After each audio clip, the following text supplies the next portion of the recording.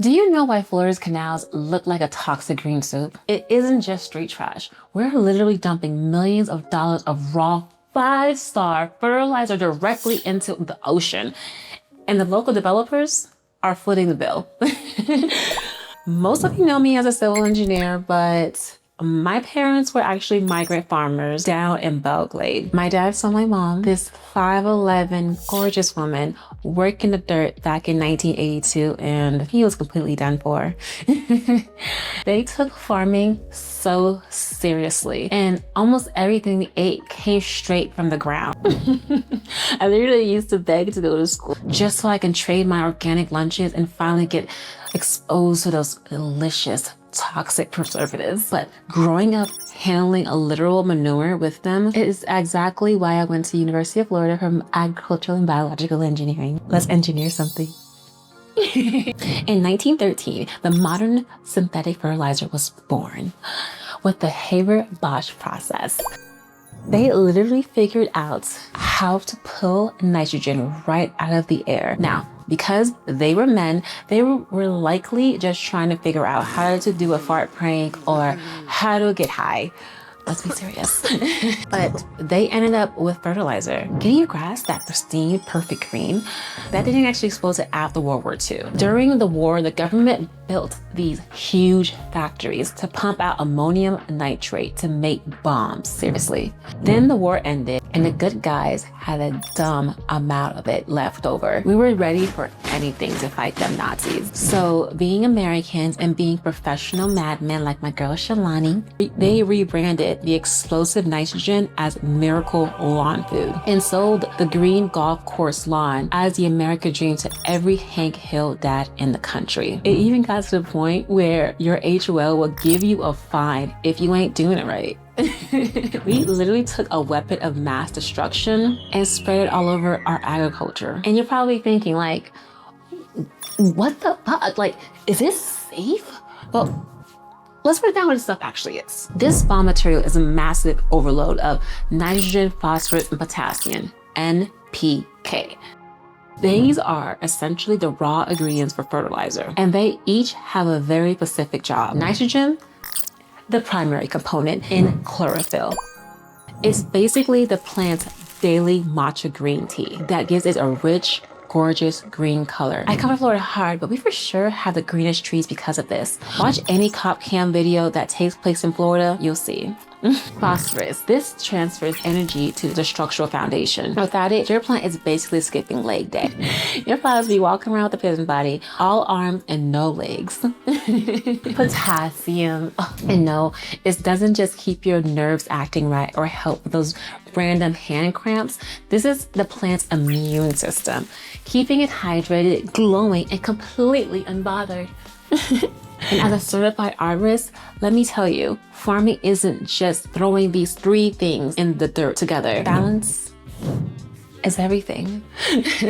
Take orange juice, for example. Florida orange juice and California orange juice taste totally different. Florida OJ is famously juicy and acidic with no extra sugar, while California OJ has that added natural sweetness, all because of the specific nutrient balance of their soil. But instead of testing the soil, every suburban dad goes to the hardware store and absolutely dumps generic NPK on their yard. If you want proof, look at your backyard right now. See those crispy yellow patches or that green algae slime on your driveway? You didn't underwater your lawn, honey. You chemically burned it.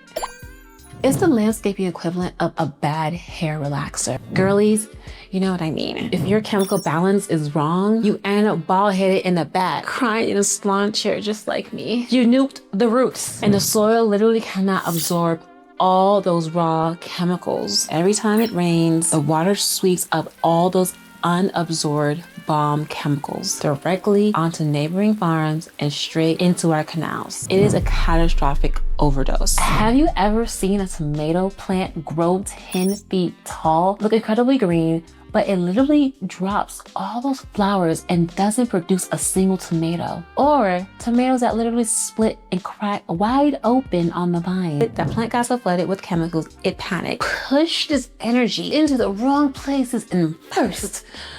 Now imagine that happening to an entire ocean ecosystem. What do civil engineers actually do about this? We currently have 2 best management practices.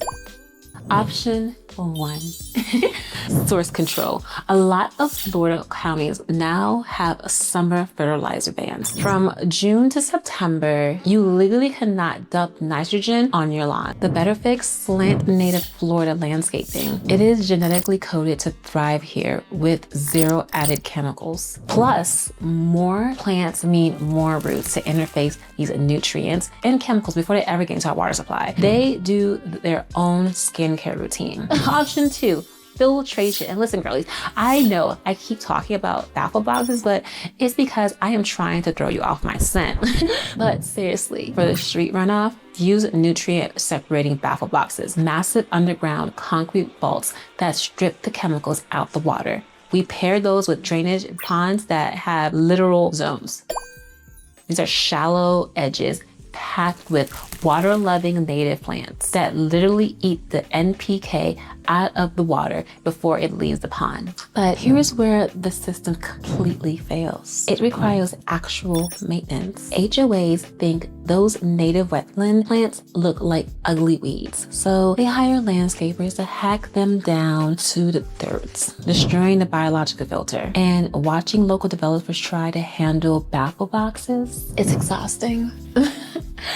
They are exactly like Carson Beck before the national championship. They just openly admit that they don't do the work. Carson literally told reporters out loud that he hadn't been to class in years. And these developers will look me dead in the face and openly admit that they don't want to manage their runoff because it costs too much to maintain. I literally told a developer once, real estate development should be like Disney. Not everyone can or should be able to afford to do it. I guess I say this to say, stop calling me and inviting me to dinner to discuss how the government won't let you pour chemicals into the ocean. If you cannot afford to clean up the environmental mess you are making, you should not be building the project. There is a better way to fix this. Obviously, you don't just leave raw nitrogen, phosphorus, and potassium sitting in a ditch. You don't rely on a lazy developer to maintain a filter. You harvest it. It's called the Sera standard. We'll get into the actual physics of how I reclaim millions of dollars of raw energy later. But for now, just know your city is wasting money on trash. Let's engineer a better foundation because you can't save the world if you're busted.